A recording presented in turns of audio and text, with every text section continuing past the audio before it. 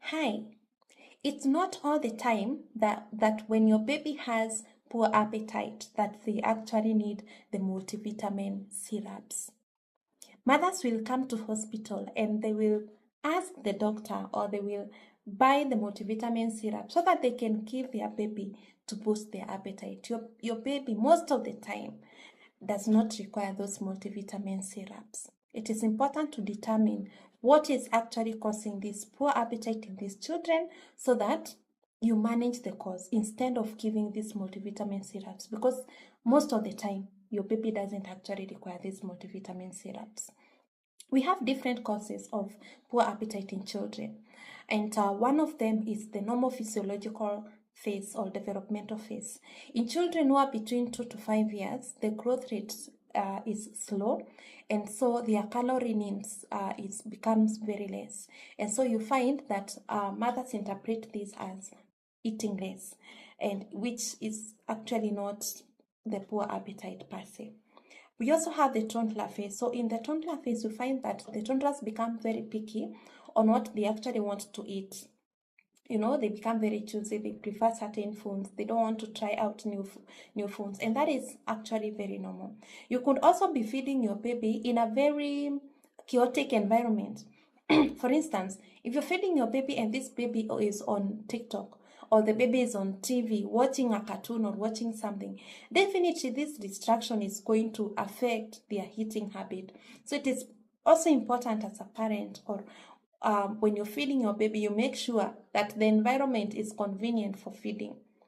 We can also have medical causes that cause poor appetite. Now, diseases like acute infections or acute diseases like upper respiratory tract infections, pneumonias, infections of the ears, what we call otitis media.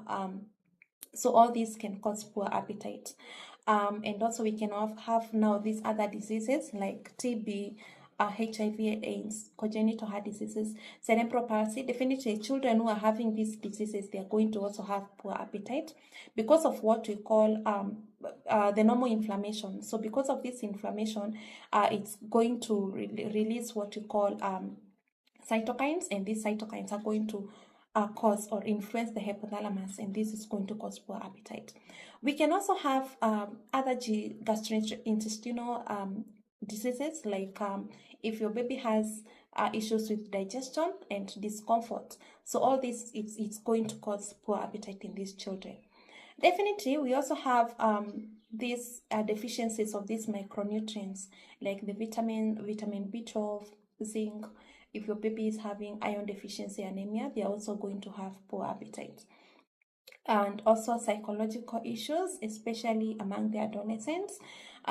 If they are depressed, they're having stress, or as we have said, if you're feeding your baby in a very distracted space, then definitely they are going to have poor eating habits. So it is not all the time that your baby actually requires these multivitamin syrups. And it is important for you to understand that even when you're administering these multivitamin syrups, when your baby does not require them, it predisposes them to a condition we call hypervitaminosis, which causes quite a number of issues.